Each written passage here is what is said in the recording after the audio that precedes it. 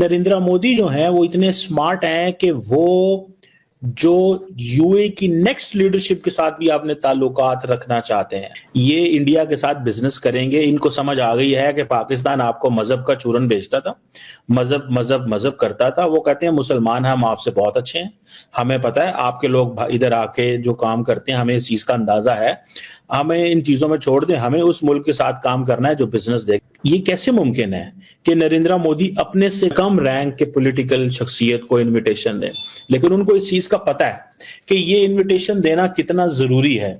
इस इनविटेशन से मुझे या भारत को क्या मिलेगा? भारत अपने जो ताल्लुकात है वो नेक्स्ट जनरेशन तक लेके जा चुका है। आप जस्ट सिर्फ इसी चीज से अंदाजा लगा लें कि नरेंद्र मोदी बाप्स मंदिर का इफ्तिताह करके आए थे, हिंदू मंदिर, और यूएई ने इस चीज की इजाजत दी और पाकिस्तानी वहां लड़ते थे, लो जी ये यूएई क्या कर रहा है। सो वो एक और दुनिया में आ गए हैं भाई। गुजरात की गवर्नमेंट जो है Abu Dhabi development holding company के साथ फूड पार्क्स बनाएगी इंडिया में, ये है फ्यूचर। तो इस लेवल पे चले गए हैं। सो ये एक नेक्स्ट जनरेशन पार्टनरशिप है जो नरेंद्र मोदी यूएई के साथ करना चाहते हैं और पाकिस्तान की उन्होंने छुट्टी करा दी। जय हिंद दोस्तों, नरेंद्र मोदी के इनविटेशन पर यूएई के प्रिंस भारत पहुंच रहे हैं और इससे पाकिस्तानी मीडिया में हलचल मची है कि यूएई जो कि एक मुस्लिम ममालिक हमारा ब्रादर मुल्क है, वह भारत क्यों जा रहा है और भारत जाने से यूएई को क्या फायदा है।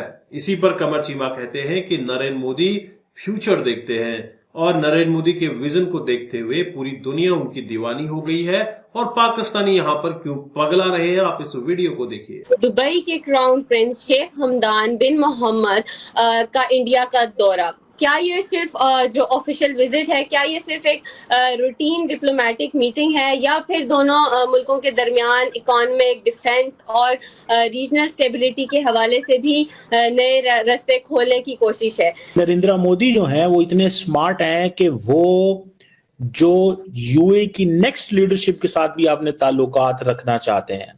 जिस तरह के ताल्लुकात उनके पुरानी लीडरशिप से हैं, यानी कि राशिदुल मखतूम, शेख राशिद मखतूम जो है, जो इनके वालिद हैं, जो कि दुबई के क्राउन प्रिंस शेख हमदान बिन मोहम्मद के जो वालिद हैं, उनसे भी ताल्लुक है नरेंद्र मोदी का और उनके बेटे से भी ताल्लुक है। ये जो आप देखें ना, ये यंग 43 इयर्स ओल्ड ये यंग लड़के, ये मैं कहूंगा इसको, ये आ रहे हैं अभी, और आप अगर इनकी पोजीशन देखें तो ये सिर्फ और सिर्फ इसलिए आ रहे हैं क्योंकि नरेंद्र मोदी ने इनवाइट किया हुआ है। अच्छा, नरेंद्र मोदी के ये गेस्ट हैं, भारत के अंदर अहमियत उनको दी जा रही है बहुत ज्यादा, और सिर्फ एक ही वजह है कि किस तरह पाकिस्तान को आउट मैनूवर करना है मिडल ईस्ट के अंदर, पाकिस्तान को आउट स्मार्ट करना है मिडल ईस्ट के अंदर। हम सऊदी अरब हो, यूएई हो, जीसीसी की जितनी भी लीडरशिप हो, उसको हम सिर्फ और सिर्फ इस एंगल से देखते हैं कि यार ये लोग जो है ना, ये यंग लड़के हैं, तो बस ठीक है, हम जब जैसे हमें पिछले पैसे देते थे, हमें ये भी इसी तरह लोन देते रहेंगे, कर्जे देते रहेंगे।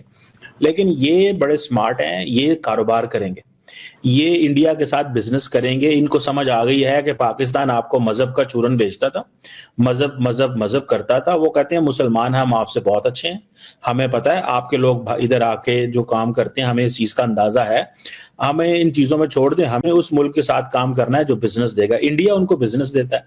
अब आपको इस चीज का पता है कि इंडिया और यूएई के अगर ताल्लुकात को सिर्फ आप देखें तो बायलैटरल ट्रेड ही तकरीबन 100 अरब डॉलर तक होना, $100 बिलियन बाय 2030।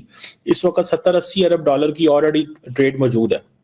इंडिया की जो एक्सपोर्ट है यूएई को, वो तकरीबन $48 बिलियन है। एंड यहां से आप अंदाजा देखें कि ये नॉन ऑयल ट्रेड जो है वो उसको किस हद तक लेके, ऑयल ट्रेड अलग है, नॉन ऑयल ट्रेड। अब देखें ये कैसे मुमकिन है कि नरेंद्र मोदी अपने से कम रैंक के ऑफिसर को या कम रैंक के पॉलिटिकल शख्सियत को इनविटेशन दें, लेकिन उनको इस चीज का पता है कि ये इनविटेशन देना कितना जरूरी है। इस इनविटेशन से मुझे या भारत को क्या मिलेगा? भारत अपने जो ताल्लुकात है वो नेक्स्ट जनरेशन तक लेके जा चुका है।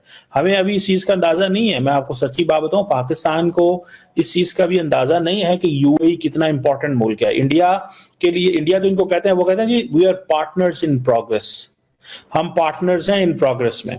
और हम, आपको पता है, जब जाते हैं यूएई तो क्या लेने जाते हैं, $1 बिलियन $2 बिलियन कि हमारा जमा करवा दें उधर हमारी सेंट्रल बैंक में, ताकि हमें IMF कर्जा दे दें।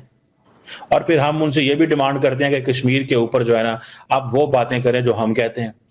तो वो कहते हैं ये मुमकिन नहीं है, ऐसे नहीं हो सकता। आप जस्ट सिर्फ इसी चीज से अंदाजा लगा लें कि नरेंद्र मोदी बाप्स मंदिर का इफ्तिताह करके आए थे, हिंदू मंदिर, और यूएई ने इस चीज की इजाजत दी, और पाकिस्तानी वहां लड़ते थे, लो जी ये यूएई क्या कर रहा है। तो हमारे लोगों ने इसके ऊपर बड़ी तनकीद की, यूएई के ऊपर। हमने यूएई के इजराइल के साथ ताल्लुकात में नॉर्मलाइजेशन में बड़ी तनकीद की। इस वजह से अब हम उनकी उस सारी के सारी जो वो जिसे कहते हैं ना, उससे उस माइंडसेट से बाहर निकला है।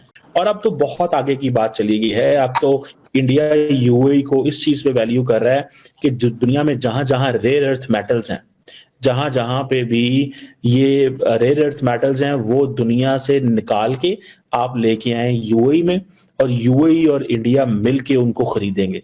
तो इस लेवल पे चले गए हैं। सो ये एक नेक्स्ट जनरेशन पार्टनरशिप है जो नरेंद्र मोदी यूएई के साथ करना चाहते हैं, और पाकिस्तान की उन्होंने छुट्टी करा दी है। आप देखें उनका ताल्लुक क्या है, वो आएंगे भाई, वो आके बात करेंगे न्यूक्लियर एनर्जी कोऑपरेशन पे, वो बात करेंगे long term liquefied natural gas के ऊपर, कि किस तरह सप्लाई एग्रीमेंट अबू धाबी और इंडिया करना चाहते हैं। इंडिया की जो ऑयल कॉर्पोरेशन लिमिटेड है और Abu Dhabi national oil company है, वो किस तरह ये एग्रीमेंट करेंगे। वो फोकस कर रहे हैं कि हम जो है स्ट्रेटेजिक पेट्रोलियम रिजर्व कोऑपरेशन करें, कि इंडिया अपने स्ट्रेटेजिक जो पेट्रोलियम रिजर्व बढ़ाना चाहता है, अबू धाबी उसमें क्या मत करेगा, वो इन चीजों में बात करेंगे। तो वहां और यहां में जमीन आसमान का फर्क है। सो वो एक और दुनिया में आ गए हैं भाई। गुजरात की गवर्नमेंट जो है Abu Dhabi development holding company के साथ फूड पार्क्स बनाएगी इंडिया में, ये है फ्यूचर। शेख साहब जो हैं वो इंडिया जा रहे हैं, नरेंद्र मोदी के गेस्ट हैं वो, और नरेंद्र मोदी को पता है कि हमने इनसे क्या काम लेने हैं, और उन्होंने उस चीज को पकड़ा है मोदी साहब ने, जिसको वो समझते हैं कि ये फ्यूचर में हमारे काम आएगी। वो फ्यूचर देख रहे हैं अपना, और फ्यूचर ये है, उनको पता चल गया है कि फ्यूचर ये है कि हमें हर कीमत के अंदर इंडिया से ताल्लुक रखना है। इंडिया इस वक्त बड़ी मार्केट है, पूरी की पूरी यूरोपियन यूनियन जब उठ के आके इंडिया बैठ गई है, तो क्यों बैठ गई है? Because they understand, because they do understand कि भाई साहब अगर इंडिया जाएंगे तो वहां पे आप चीजें बेच सकते हैं, वहां से चीजें खरीद सकते हैं। वो 1400 मिलियन की आबादी है। तो दोस्तों, आपने इस वीडियो में कमर चीमा साहब को सुना। कमर चीमा का कहना है कि यूएई एक मुस्लिम ममालिक मुल्क है। यूएई नहीं, सऊदी अरब और भी जितने भी मुस्लिम ममालिक हैं, सब भारत आकर नरेंद्र मोदी के विजन की तारीफ क्यों करते हैं और नरेंद्र मोदी के विजन से क्यों जुड़ना चाहते हैं। दरअसल इसका रीजन ये भी है कि वह अपने आप को भी प्रॉस्पर देखना चाहते हैं। जिस तरह से भारत की ग्रोथ स्टोरी लगातार लाइमलाइट में रही है। नरेंद्र मोदी 2014 में पहली बार प्रधानमंत्री बनते हैं, उसके बाद जो इकोनॉमी को पंख लगते हैं, भारत जिस तरह से लगातार विश्व पटल पर ग्रो करता हुआ दिखता है, एग्रेसिवली आगे बढ़ रहा है, भारत की फॉरेन पॉलिसी जिस तरह से एक स्ट्रॉन्ग स्टैंड भारत के लिए लेती है, इससे पूरी दुनिया कायल हो चुकी है नरेंद्र मोदी की। और नरेंद्र मोदी के विजन को देखते हुए भी ये कंट्रीज या इनके चीफ भारत आकर इनसे मिलते हैं। हाल ही में आपने देखा होगा ईयू कमीशन जो कि अपने 22-23 मेंबरान के साथ भारत पहुंचा हुआ था, और ये भारत से डील्स चाहते हैं, भारत से बायलैटरल रिलेशन चाहते हैं। और इसी सिलसिले में यूएई के प्रिंस भी भारत आ रहे हैं। और यूएई के अंदर आपने देखा कि किस तरह से हिंदू मंदिर बनाया गया है, और जब हिंदू मंदिर बन रहा था उस समय पर पाकिस्तानी सीने पीट रहे थे, इनके सीने में सांप लौट रहे थे और कह रहे थे कि क्यों यूएई ने भारत को परमिशन दी, हिंदुओं को परमिशन दी मंदिर बनाने की। दोस्तों, पाकिस्तान तो हमेशा धर्म की राजनीति और धर्म का चूरन बेचने में ही रह गया, और इसी वजह से इसका चूरन बना हुआ है। और कोई भी दुनिया का नुमाइंदा पाकिस्तान को कर्ज देने से बच रहा है। दोस्तों, आप देख रहे हैं अमेरिका सिर्फ अपने फायदे के लिए जो लोन दे रहा है या फिर फंडिंग दे रहा है पॉल्यूशन कंट्रोल के नाम पर, वो सिर्फ अपने फायदे, अपने मफाद के लिए कर रहा है। लेकिन पाकिस्तान की ग्रोथ स्टोरी कहां पर एंड होती है आप इजीली समझ सकते हैं। जब तक पाकिस्तान में आतंकवाद रहेगा, पाकिस्तान में टेरर कैंप्स रहेंगे, तब तक पाकिस्तान की ग्रोथ स्टोरी में बिल्कुल भी चेंज नहीं होने वाला है। आप क्या सोचते हैं, आपके क्या विचार हैं, कमेंट कीजिएगा। चैनल पर नए हैं, चैनल को भी सब्सक्राइब करें। हम आपको मिलते हैं अगले वीडियो में, तब तक अपना ध्यान रखें। जय हिंद, जय भारत, जय श्री राम।